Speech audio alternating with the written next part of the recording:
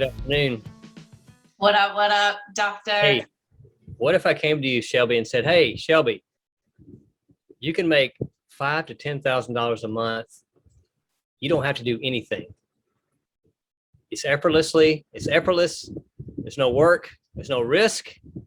All you gotta do is just sign up, and it just happens." Bob Jones is making $5,000 a month, and he's not doing anything.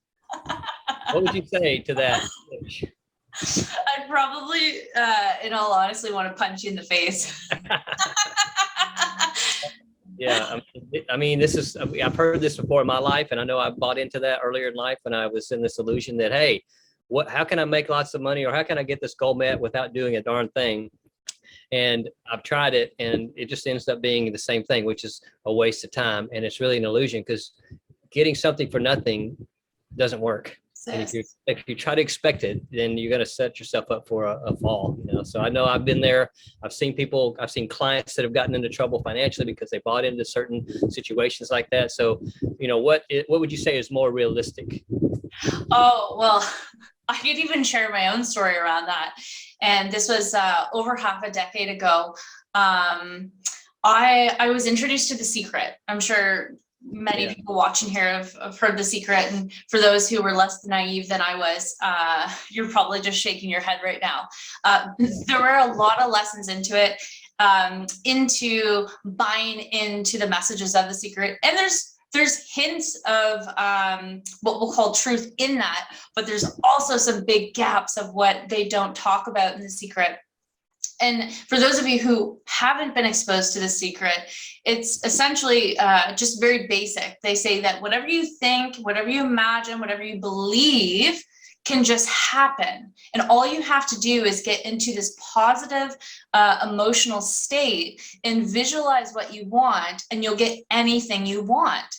Yeah. Now, that sounds really enticing to me. And it did sound enticing to me over half a decade ago. And so what I did is I'm a very dedicated and disciplined student. So I did many hours of meditation, visualization, and I did have some areas in my life where things would start to shift, and I actually got to see what I was already manifesting, or what I wanted to manifest.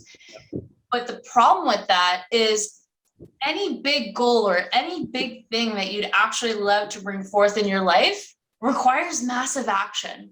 And there's a balance of how it all works in the universe. And so what's interesting is when I would go into these, we'll call it like a fantasy state of, oh, I'd love this without any risk, any work, any challenge, and all I have to do is think positive things. The downside of that is when it doesn't happen, it creates this emotional volatility within yourself because of the expectations that you put that aren't in reality, right? Yeah. And so while it was a great experiment to see, and it was a big introduction into my life of just really how powerful the mind is. And that was a brilliant piece that was that I still use today.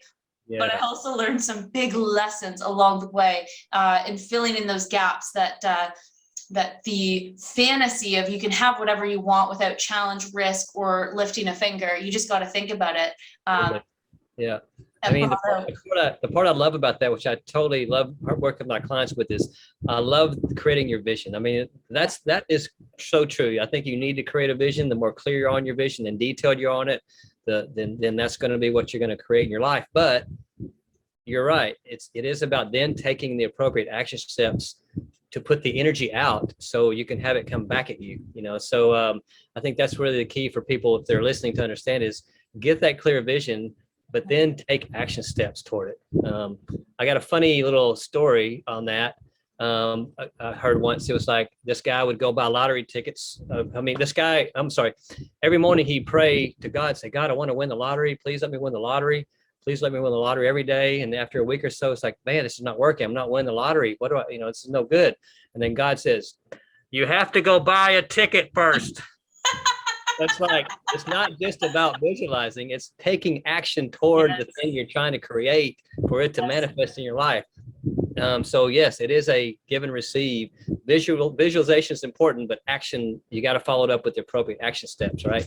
So that's really crucial. And that's the kind of stuff that I know I love helping people with. I've seen you do it many times, just helping people create their vision, but then let's put the action steps in place so you can actually make this thing happen and get moving towards some direction. Yes. Brilliantly said. And one other layer I'd love to add to it. If you're setting these goals, that is to fulfill your vision, and you're finding you just keep getting stuck and you aren't meeting your expectations, my next question is that goal really truly aligned with what's most meaningful to you?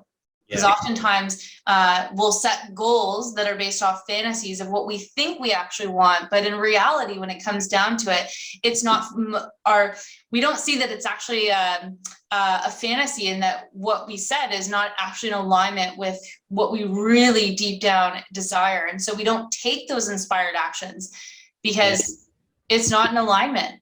Yeah. And I find that when people set goals that are not aligned to their values and they come up with obstacles or challenges, it stops them. And when it's aligned to your values, you come up with the challenge because it's so aligned and it's such an inspired vision. The challenge just gives you more fuel to get through it and conquer it and get to the next step. So that's such an important distinction between having a vision aligned to your values and having a vision that's not. So that's a good check-in point for people to really see is what you have goals for your life set. Are they aligned to your highest values and vision? If not, you're going to have some struggles. If so, you're still going to have some struggles, but you're going to be able to get through those and accomplish those goals. Yeah. Yes.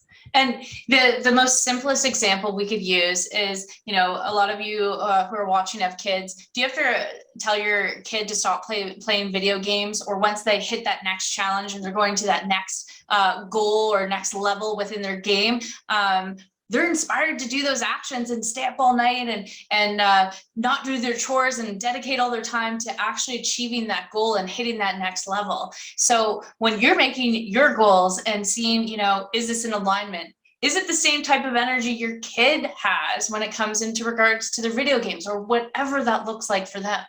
Great example. Yeah. You see it all the time with my kids when they were little. Yeah.